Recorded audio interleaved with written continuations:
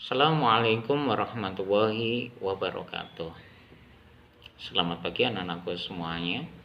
Di akhir pekan ini kita kembali bertemu dalam program pembelajaran daring kelas 4 Muhammad Yamin.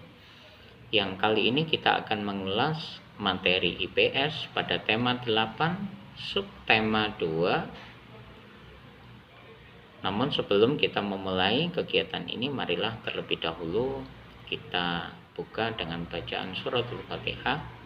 Semoga apa yang kita pelajari hari ini akan menjadi pengetahuan yang bermanfaat khususnya bagi kalian. Amin. Berdoa mulai. Berdoa selesai.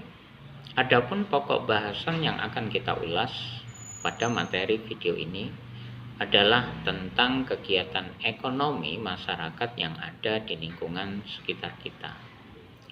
Namun, agar kalian mudah menyimak materi yang Pak Aris sampaikan, silakan kalian buka LKS IPS pada halaman 80 dan dengan mengucapkan Bismillahirrahmanirrahim, kegiatan belajar daring ini kita mulai. Anak-anakku semuanya, dalam ilmu ekonomi kita sering menemukan istilah kegiatan ekonomi. Apa yang dimaksud dengan kegiatan ekonomi? Kegiatan ekonomi adalah kegiatan yang dilakukan untuk memenuhi kebutuhan hidup sehari-hari. Ada 3 jenis kebutuhan yang kita harus penuhi dalam kehidupan sehari-hari yang pernah Pak Aris sampaikan di video sebelumnya, yaitu kebutuhan primer, kebutuhan sekunder, dan kebutuhan tersier. Namun Pak Aris tidak akan mengulas hal itu karena fokus kita sekali lagi adalah membahas tentang kegiatan ekonomi yang dilakukan oleh masyarakat di lingkungan sekitar kita. Kegiatan ekonomi sendiri dibedakan menjadi 3. Yang pertama adalah kegiatan produksi, yang kedua kegiatan konsumsi, dan yang ketiga adalah kegiatan distribusi. Kita ulas satu persatu. Apa yang dimaksud dengan kegiatan produksi? Yaitu kegiatan menghasilkan barang atau jasa. Kegiatan produksi ini dilakukan bisa secara perorangan maupun oleh sebuah lembaga atau organisasi ekonomi semisal perusahaan maupun pabrik. Nah, orang ataupun pihak yang melaksanakan kegiatan produksi ini disebut dengan produsen. Yang kedua, kegiatan ekonomi yang disebut dengan kegiatan konsumsi. Kegiatan konsumsi adalah kegiatan menggunakan barang atau jasa. Ketika ibu kalian berbelanja ke toko atau ke pasar, membeli sembako untuk menyiapkan makanan bagi keluarga, apa yang dilakukan oleh seorang ibu tersebut termasuk dalam kategori melakukan kegiatan konsumsi. Contoh lain, ketika kalian pergi ke dokter untuk berobat, kalian juga melakukan kegiatan konsumsi. Adapun hal yang kamu beli berupa pelayanan dari dokter tersebut, itu termasuk kegiatan konsumsi di bidang jasa. Nah, kegiatan ekonomi yang ketiga adalah kegiatan distribusi, yaitu kegiatan memasarkan barang atau jasa. Ada banyak pihak yang berperan dalam kegiatan distribusi ini, anak-anak. Orang yang melaksanakan atau pihak yang melaksanakan kegiatan distribusi biasa disebut dengan distributor. Distributor sendiri dapat berupa agen, dapat berupa pengecer, dan lain sebagainya. Intinya, peran masing-masing pihak dalam kegiatan ekonomi, dari produsen, kemudian distributor, sampai dengan konsumen, begitu penting dalam rangka pemenuhan kebutuhan hidup kita sehari-hari. Tanpa adanya produsen, maka konsumen tidak akan bisa mendapatkan barang atau jasa. Tanpa adanya distributor, maka barang atau jasa yang diproduksi oleh produsen tidak akan sampai ke konsumen.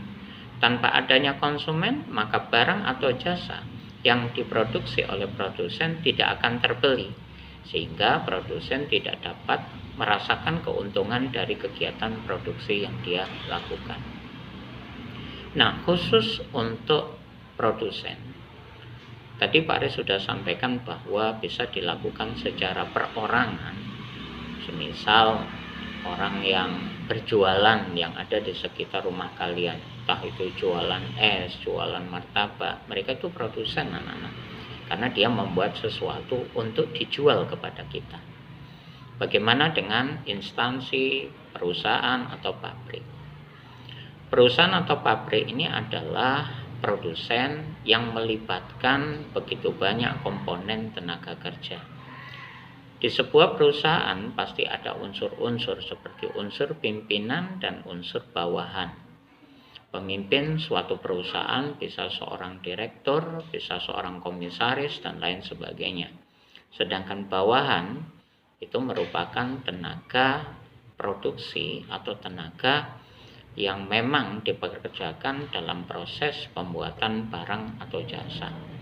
Pada halaman 83 di sana ada beberapa contoh jabatan yang bisa kita temukan di dalam sebuah perusahaan. Yang pertama adalah kepala bagian produksi. Dia mempunyai 2 tugas pokok, yaitu mengawasi semua kegiatan proses produksi, kemudian mengkoordinasikan dan mengarahkan bawahannya agar dapat melaksanakan tugasnya sesuai dengan tugas pokok dari bawahan tersebut. Kemudian ada juga yang disebut dengan kepala bagian teknik. Sesuai dengan namanya, orang-orang yang bekerja di bidang ini atau pada bagian ini haruslah betul-betul memahami tentang teknik produksi. Bisa saja orang ini mempunyai latar belakang sarjana teknik, mulai dari teknik mesin, teknik industri, teknik kimia, dan lain sebagainya. Kemudian ada kepala bagian pembelian bahan baku. Ingatlah, suatu proses produksi barang itu pasti membutuhkan bahan baku yang akan diolah menjadi barang setengah jadi hingga sampai pada barang jadi yang siap langsung untuk dikonsumsi. Kemudian ada juga kepala bagian pemasaran. Nah, dari sisi nama atau istilah, pastilah orang yang menduduki jabatan ini juga berperan dalam kegiatan distribusi barang hasil produksi. Dia harus betul-betul memahami dan memiliki kiat bagaimana cara mempromosikan hasil produksi perusahaan itu sehingga diminati oleh masyarakat. Tidak mudah anak-anak untuk mempengaruhi opini masyarakat tentang mutu atau kualitas suatu produk. Nah, ini butuh kreativitas yang tinggi. Kemudian kepala bagian personalia.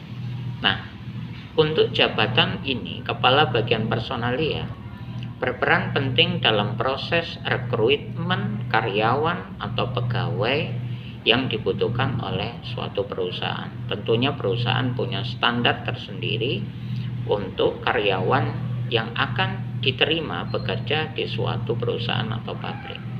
Nah, inilah materi dari pelajaran IPS tema 8 subtema 2 pada hari ini. Jangan lupa anak-anak untuk mengerjakan tugas yang terdapat di halaman 84. Dan dengan mengucapkan alhamdulillahirabbil alamin, Pak Aris akhiri. Assalamualaikum warahmatullahi wabarakatuh.